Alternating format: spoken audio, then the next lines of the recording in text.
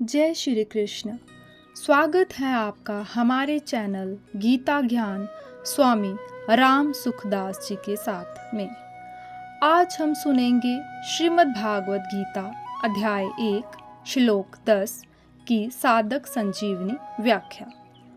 यह व्याख्या गीता के गूढ़ रहस्यों को सरल और जीवन से जुड़े रूप में समझाती है, इसलिए निवेदन है कि आप सब पूरी व्याख्या को अंत तक अवश्य सुनें, क्योंकि तभी आप इसे पूर्ण रूप से समझ पाएंगे। सिर्फ शुरुआत या अंत से नहीं, बल्कि हर पंक्ति में जीवन का मार्गदर्शन छिपा है। तो आइए इसे शुरू करते हैं।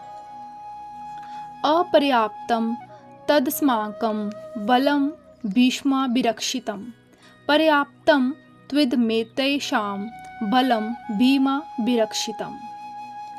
द्रोणाचार्य को चुप देखकर दुर्योधन के मन में विचार हुआ कि वास्तव में। इस श्लोक का अर्थ स्वामी जी इस प्रकार बताते हैं। हमारी वह सेना पांडवों पर विजय करने में अपर्याप्त है, असमर्थ है, क्योंकि उसके संरक्षक उभय पक्षपाती भीष्म हैं।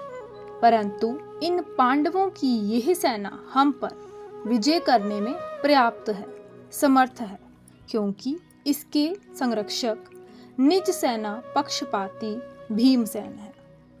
आगे स्वामी जी इसकी व्याख्या इस प्रकार करते हैं। अपर्याप्तम तदस्माकं बलम भीष्माभिरक्षितम्।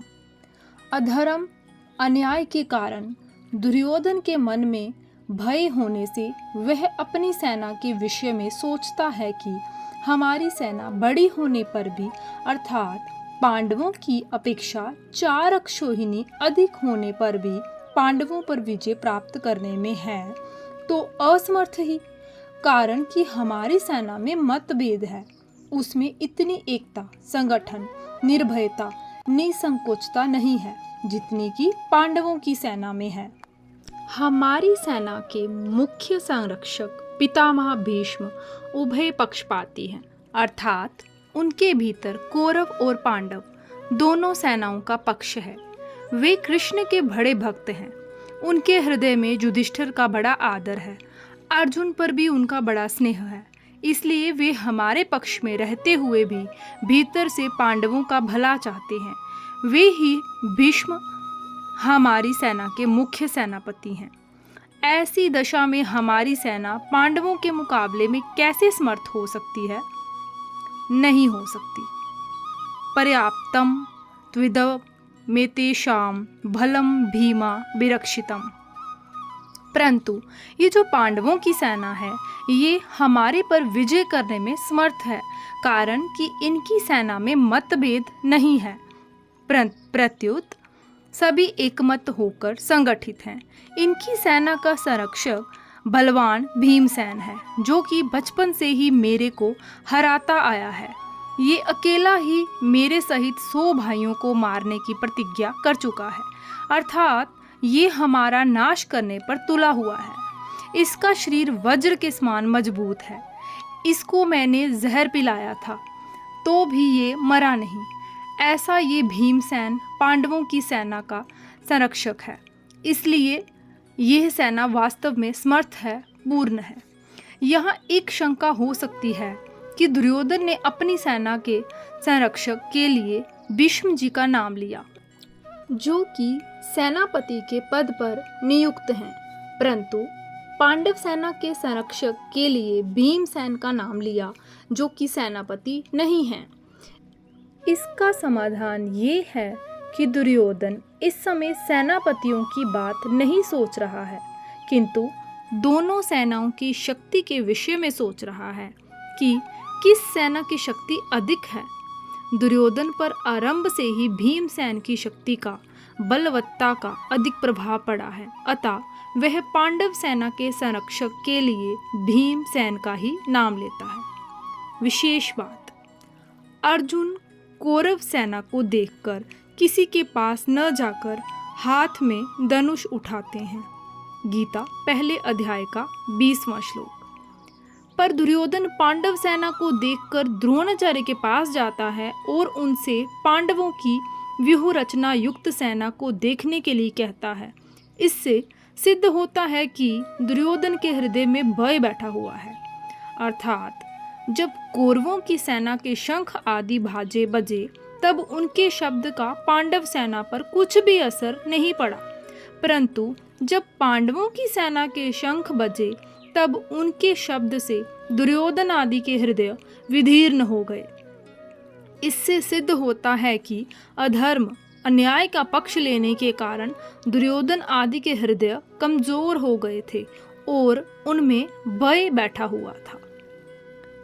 भीतर में भय होने पर भी वह चालाकी से द्रोणाचार्य को प्रसन्न करना चाहता है, उनको पांडवों के विरुद्ध उकसाना चाहता है, कारण कि दुर्योधन के हृदय में अधर्म है, अन्याय है, पाप है।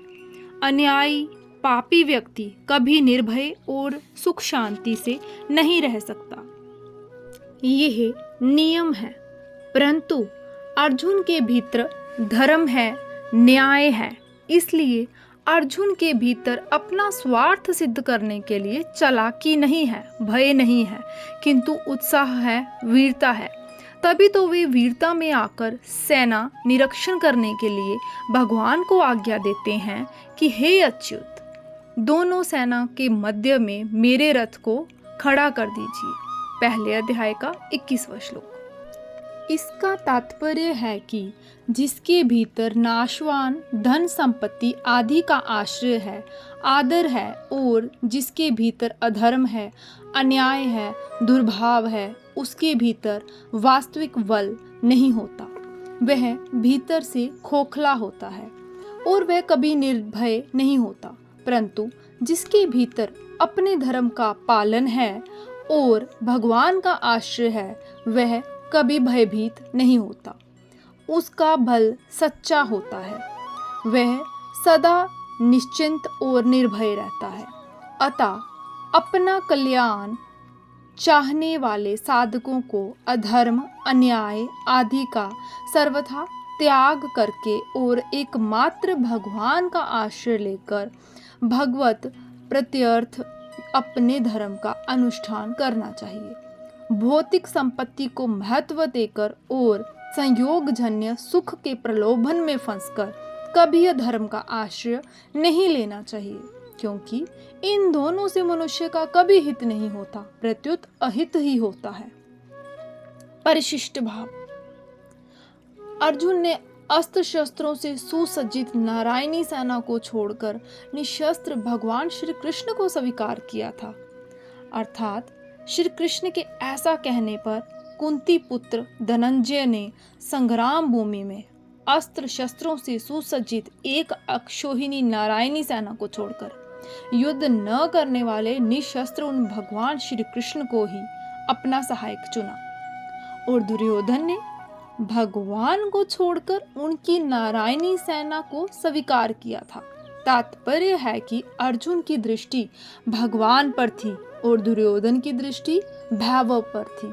जिसकी दृष्टि भगवान पर होती है उसका हृदय बलवान होता है, क्योंकि भगवान का बल सच्चा है, परंतु जिसकी दृष्टि संसारिक भैरव पर होती है उसका हृदय कमजोर होता है, क्योंकि संसार का बल कच्चा है।